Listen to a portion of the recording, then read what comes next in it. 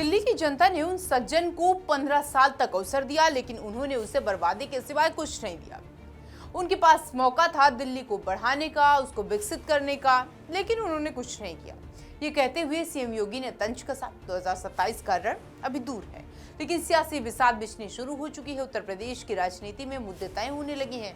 एक तरफ मुख्यमंत्री योगी आदित्यनाथ हैं, जो विकास और कानून व्यवस्था को अपनी बड़ी ताकत बता रहे हैं, तो दूसरी तरफ विपक्ष है, जो सरकार को सवालों के कटघरे में खड़े करने की कोशिश कर रहा है। लेकिन सबसे बड़ा सवाल यह है कि क्या 2027 का चुनाव विकास बनाम भ्रष्टाचार या फिर कानून व्यवस्था बनाम माफिया राज पर लड़ा जाएगा। इसी बहस के बीच मुख्यमंत्री योगी आदित्यनाथ ने अरविंद केजरीवाल और समाजवादी पार्टी के अध्यक्ष अखिलेश यादव दोनों पर एक सियासी हमला बोला। सीएम योगी ने कहा कि दिल्ली की जनता ने अरविंद केजरीवाल को लंबे समय तक मौका दिया था, लेकिन भ्रष्टाचार को बढ़ाया उन्होंने, बदहाली के अलावा कुछ नहीं किया उन्होंने। 9 वर्षों में डबल इंजन की सरकार यहाँ पर है और इस धार्मिक नगरी को विश्व स्तरीय पहचान दी है, सीएम योगी ने कहा। और इसी के साथ दावा किया कि अगर यही मॉडल दिल्ली में लागू होता तो तस्वीरें कुछ और होती। दिल्ली से भी एक सज्जन वहां आए हैं आज, और मैं उनसे भी कहना चाहूंगा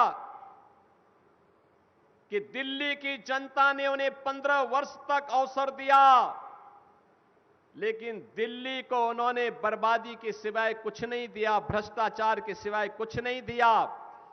आज मैं उनसे पूछना चाहूंगा, अयोध्या कोई डबल इंजन सरकार ने 9 वर्ष में जो सजाया है, जो संवारा है, देखिए इस मॉडल को और फिर अपने कारनामों पर पश्चाताप करो कि अगर यही न्याय जो अयोध्या के साथ डबल इंजन की बीजेपी की सरकार ने किया है, अगर यही न्याय आम आदमी पार्टी दिल्ली के साथ करती, दिल्ली भी ऐसी ही चमकती जैसे आज अयोध्या धाम चमक रहा है। लेकिन सीएम योगी का सिर्फ निशाना केजरीवाल नहीं थे। उन्होंने अखिलेश यादव की शासनकाल को भी कटघरे में खड़ा करते हुए कहा कि पहले उत्तर प्रदेश में पहचान विकास से नहीं बल्कि माफिया, गुंडागर्दी और अपराध से होती थी।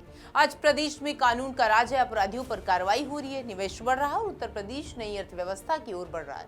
समाजवादी पार्टी पर जमकर निशाना साधते हुए सीएम योगी ने कहा कि एक टाइम था जब समाजवादी पार्टी का पूरा परिवार पैसा वसूलने के लिए निकल पड़ता था। समाजवादी पार्टी की सरकार को कौन नहीं जानता है?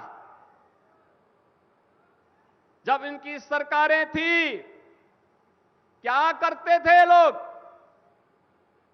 नौजवानों के लिए आने वाली नौकरियों में पैसा वसूली करते थे। पूरा खानदान निकल पड़ता था वसूली में। नौजवान को नौकरी नहीं मिल पाती थी।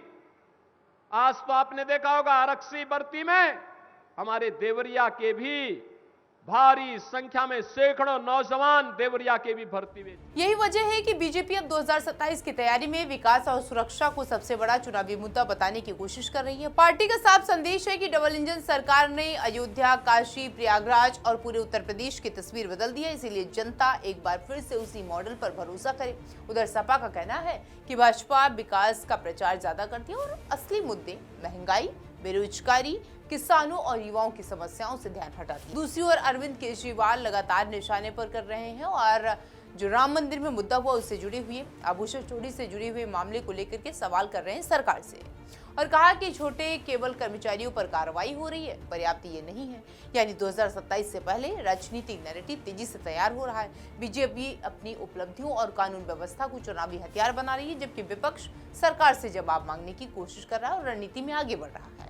अब देखना ये होगा कि 2027 में जनता किस मुद्दे पर सबसे ज्यादा अहमियत दिखाती है और विकास की चमक वोट किसे दिलाएगी। क्या कानून व्यवस्था का मुद्दा फिर चुनाव जिताएगा या फिर से विपक्ष महंगाई, बेरोजगारी और भ्रष्टाचार जैसे मुद्दों में नई सियासी जमीन तैयार करेगी। फिलहाल इतना तय है कि 2027 की लड़ाई सिर्फ सीटों की नहीं है बल्कि 2 नैरेटिव की हो गई है।